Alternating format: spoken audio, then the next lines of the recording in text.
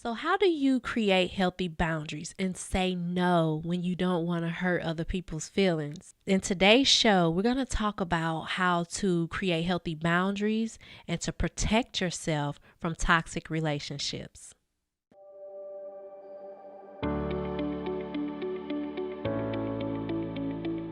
Saying no to unhealthy relationships. I want to start off with this quote. I saw it on Instagram and I'm not sure who it's from, but it said, "Fall in love with the process of becoming the best version of yourself." Fall in love with becoming the best version of yourself. See, a lot of times we focus more on falling in love with another person, falling in love with something outside of ourselves. But the idea to fall in love with becoming the best version of yourself. How many of y'all can get excited about that? Being in love with the best version of yourself. I mean, I can relate. I know there have been times in my life where I'm like, oh, I want to get better. I want to do this better. I want to work for this better. I want to grow and evolve better in my life. And I needed to embrace me and embrace the idea of a better me. As I'm getting in the process of loving myself more and falling in love with the best version of myself and being able to understand what I need to do to evolve, I want to add something to that. I want to add something to that quote. Not only do you want to fall in love with the best version of yourself, but you also want to know that as you fall in love with the best version of yourself, you will attract healthy, whole relationships. You're going to attract better relationships, right? And then the more you fall in love with the best version of yourself, the more you feel good about yourself, the more you're proud of yourself, the more you can understand how amazing you are, how amazing God created you to be, how there's so much of you and you don't have to be stuck in a version of you that you're not happy with. Maybe there's something you want to improve in your life. You can continue to evolve. You can continue to grow and embrace where you are as you're evolving to where you want to be. Yeah, so we're going to get more into this and I want to hear from you guys. I want to share in the comments. Let me know what you think. Let's get back to the saying no to unhealthy relationships, because a lot of times we say yes because we don't want other people to be upset with us. We say yes, I'll extend myself because we don't want other people to be mad at us. We don't want them to feel bad. We don't want to look bad. Oh, what are they going to think? What are they going to think of me if I did this? What are they going to say about me if I did that? But being willing to stand on your no, to own your no, and to know that it's okay to say no when you're saying no to something that you really feel in your heart you need to say no to. You know, how many times have you wanted to say no, but you just said yes just because you was thinking about somebody else, but then you felt so bad. You felt so uncomfortable because you put yourself in an environment or in a space where you did not feel comfortable, where you did not feel good. And so knowing how to stand on that no and own that no. Saying no is a form of self-love. Saying no is a form of self-care. Saying no is a form of meditation, of you healing your mind, body, and spirit. You healing yourself from the inside out. And you having a healthier relationship with your inner being and who you are in this conscious world. You being able to say, you know what, that don't feel right. And you're like, yeah, I'm in agreement with that. You know, you feel it on the inside. Yeah, I'm in agreement. This don't feel right. I don't want to do this. I'm going to say no to this.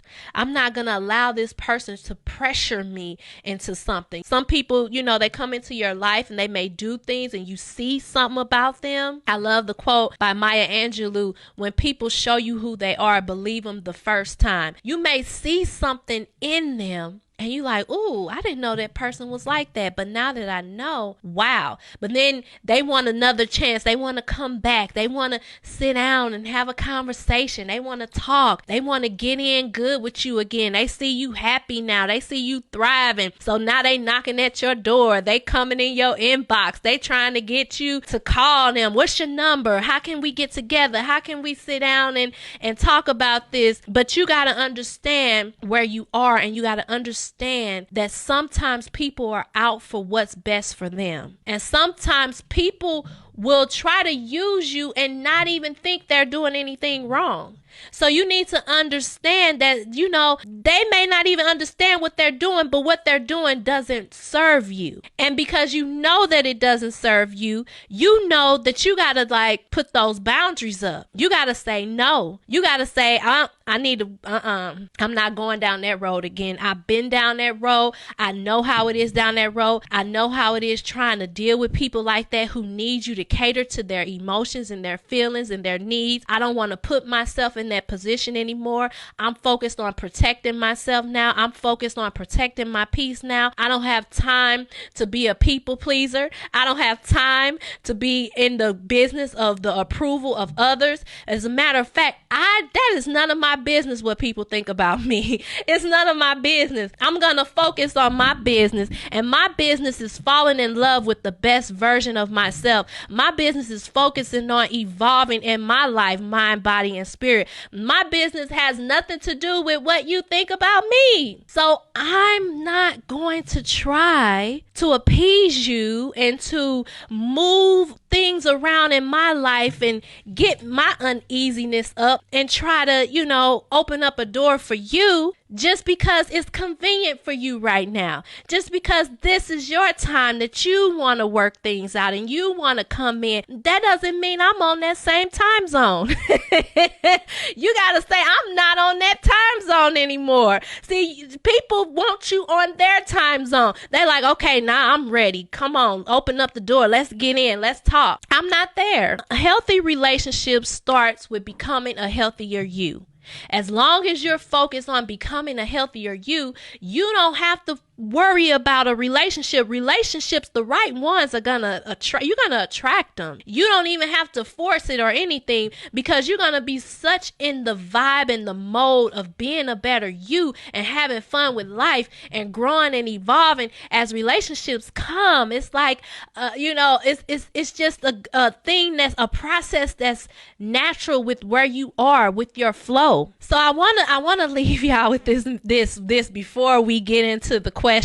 You're not responsible for other people, the things that they do, their energy and what they do or whatever. That's none of your responsibility. But you are responsible for the energy you surround yourself with. If you put yourself in the space of toxic people, if you allow yourself to be in that present, you're responsible for that decision. You're responsible for how that impacts you. So you got to understand, I'm not in a place right now to even allow somebody to bring me there. I need to put up these boundaries just to protect myself, to not even go backwards.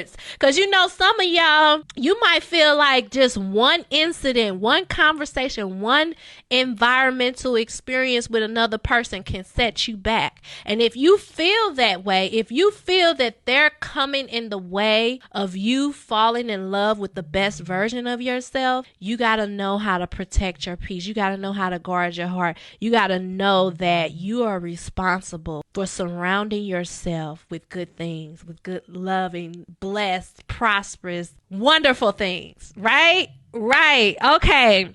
You got to learn from what you did before, and you got to know, moving forward, this is what I know was best for me. And while you're doing that, some of you have read my book, You Are Enough: Overcoming People Pleasing and Emotionally Unavailable Relationships. Is it real love or your need for validation? This is the book of the day. You can go ahead and click the link that is pinned in the comments section, which says you can go to realloveexists.com and get this book 20% off. You are enough, because you are. You are enough. You don't have to please anybody. You don't have to work to get the approval of others. You are enough. All right, let's get to these questions. I'm going to invite my husband, Patrick Howard, on. He's going to answer some questions. Some of you may have some questions where you may want to hear a male opinion. So join us. So the first question is how to deal with indifferences in a relationship. Well, when it comes to indifferences in a relationship, I think as you focus on like the message we're talking about, falling in love with being a better version of yourself, you don't have to worry about controlling the differences of another person, because the more you fall in love with you, the more that love it radiates, and you begin to have more acceptance for others. You begin to accept people for their indifferences. You begin to understand and love people more. And I think it really starts with your relationship with loving yourself and connecting with God and connecting with your inner being, just being one and being filled with that love to the point to where you accept yourself, you accept where you are, you accept that you're not perfect and that you may have some challenging moments, but you embrace and love it and love that about yourself, and you can do the same with other people. So I think when it comes to dealing with indifferences in a relationship, the more you work on you, the more you can love and accept others as well. Yeah, I agree with that. And I also think that there are tiers to differences in the relationship. And not everything requires, high level energy. Not everything requires back and forth type of situation or scenario. Some things you got to just let go. Some things are just not that important to be debating about. I feel like at one point I was a debater. You got to go back. I got to make sure I say this, or you got to say that, or last word. It's just certain things are just non-essential, and they can create more problems than they can solve. Value your relationship with the person and the relationship with yourself more higher than winning the argument. Yeah, and ask yourself, is it important that you be in love, or is it important that you be right? Yeah. Because a lot of times those arguments come from wanting to be right. Yeah. And forgetting that you really just want to be in love and to love and accept. So that's important. So the next question is, what are different ways to fast? Oh, that's a good one. It's a lot of ways to fast. And a lot of times people think fasting is just giving up food or liquids or whatever. But really fasting can be giving up certain food. Like, I'm just going to eat clean food, or I'm going to eat fresh fruits and vegetables, or I'm going to just do lean meats, or I'm going to do no meats. Or you could fast from social media. Some people do a social media fast, so they just need a break from scrolling and being online and getting locked into what other people are doing. You can fast from certain people. Take a break from certain relationships that you feel are that have a negative impact with you. Like, just take a break, like I'm gonna just back off a little bit, So there are so many ways to fast, but I think what's so mostly important is not so much the action of fasting or just doing something to let it go, but really aligning yourself with your purpose and growing as you go through the process of fasting. Yeah. When it comes to fasting, making sure that you stay attached to the purpose of fasting. If your purpose in fasting is to grow a closer relationship with God, then make sure whenever you're giving up, you're replacing that time that you would spend that with spending time getting closer to God. So you don't want to disconnect from the purpose. Whatever the purpose is for your fast, make sure you're inserting that purpose and replacing that time that you're giving up. We got any questions on? Ooh, how do you know when you're at the best version of you? That's a good question. Yeah, that's a really good question. So what I would say is, no matter where you are in your life, you're going to always feel like, I can be better, I can grow better, because we're naturally spiritual beings that are meant to evolve. So we're always looking at being better. But you're in a best version of you when you begin to be proud of yourself.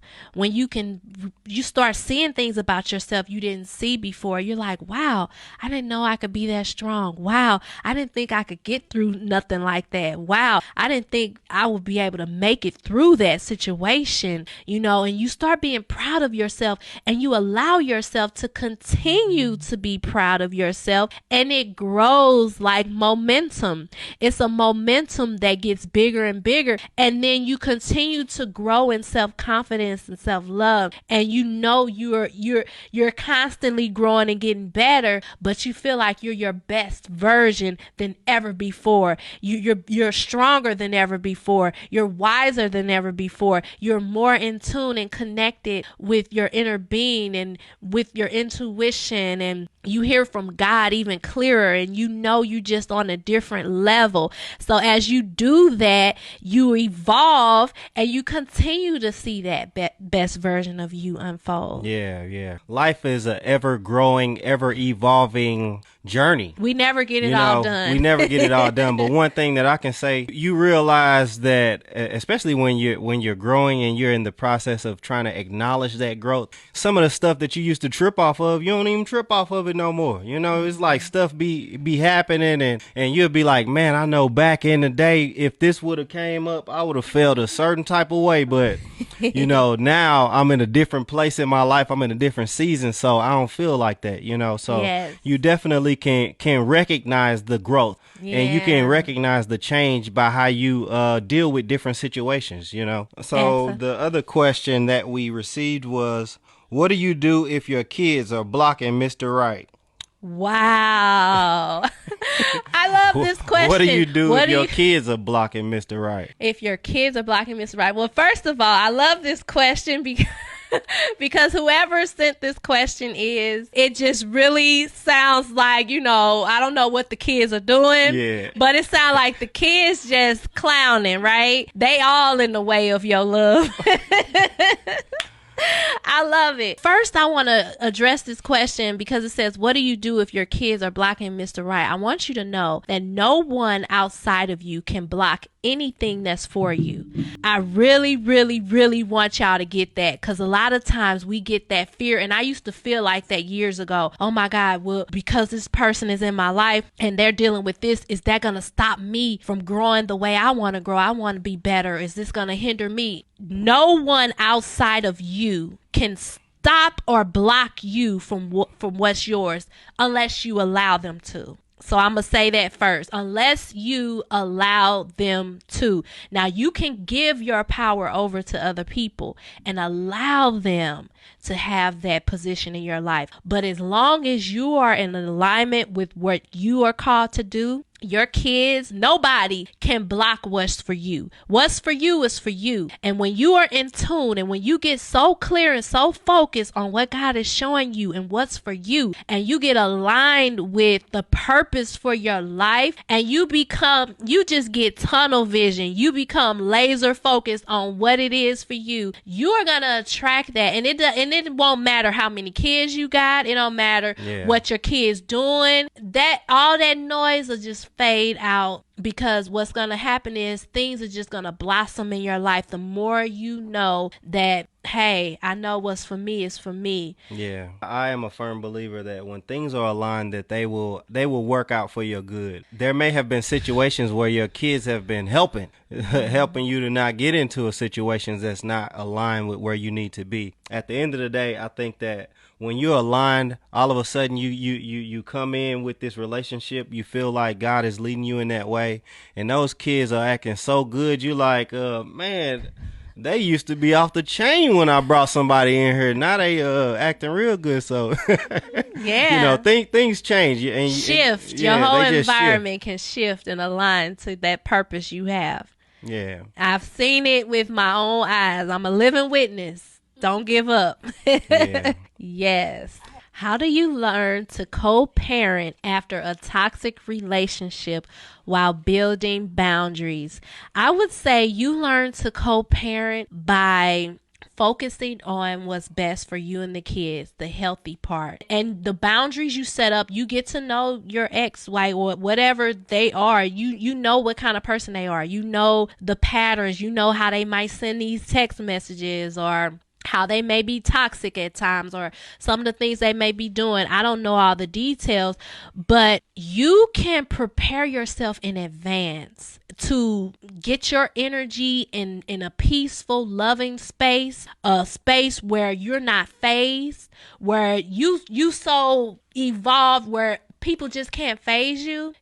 Like, for instance, let's say you know you're gonna see your ex tomorrow and he's gonna be picking up the kids or whatever is gonna go on. You can prepare yourself for that whole event. You can begin to, and what I like to do is I start with a meditation, and I meditate for about 10-15 minutes, and then I do a visualization where I can visualize the entire event, and I can visualize, like, okay, I know he's going to probably say this. He's probably going to do this. He's probably going to look like this or be like this. This is how I'm going to respond. This is the energy I want. What is the energy you want? I want to be in a positive energy. I want to be loving. I want to be confident. I want to show up my best version of me. And you begin to set the way. You pave the way for what's to come. And as you do this, you are a step ahead of the whole situation, because you knew you was going to have that conversation. You knew you was going to see them. And you could do this for anything. I do this for anything that I have going on that I want to prepare myself for. You can begin to visualize the whole thing before it happens and know you prepare yourself. This is how I'm going to be. I'm going to be confident. I'm going to be loving. I'm going to be bold. I'm going to be sure of myself. I know this is what I'm going to say. This is what I'm going to do. And then I'm going to move forward. And this is how it's going to be. And what happens is you already set a spiritual boundary up. It's like you've already prepared the spirit for the whole event to happen. And so when you have a spiritual boundary already laid out, because you done already visualized and lived the whole process, you've already set your mind on how you're going to be. You just flowing into it at this point. You're just living it out, walking it out, but you already prepared.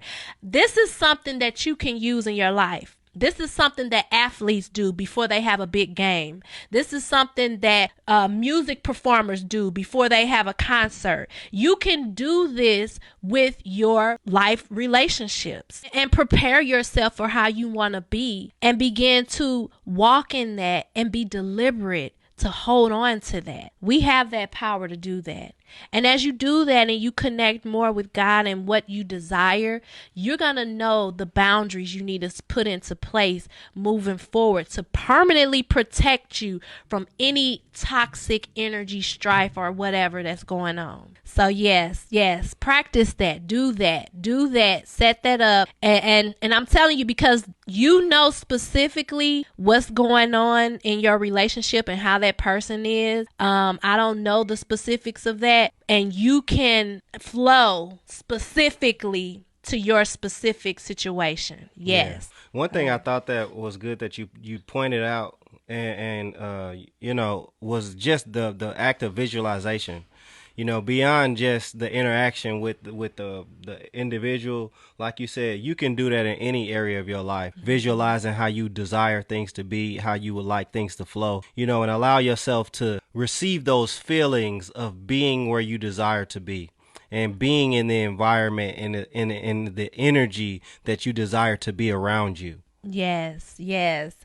Well, thank you guys so much for tuning in. We enjoyed this entire show with you guys and connecting with you. Be sure to send us your questions. You can email questions if you have at rainiehoward.com, and we'll love to answer your questions for you. Be sure to tune in again every Monday and Friday at 11:30 Central Standard Time, 11:30 a.m. Central Standard Time, live on Facebook and Instagram. We love y'all so much. Tune into our YouTube channel and see more footage, behind the scene exclusive lifestyle videos at YouTube at Rainie Howard. Love you guys. Thanks so much for tuning in. Now, how will you begin to create healthy boundaries? Leave a comment and let me know what you plan to do moving forward to protect your peace and guard your heart. Thanks again for joining us. Be sure to subscribe to our channel, like and share our message, and we'll be sure to connect with you in our next show.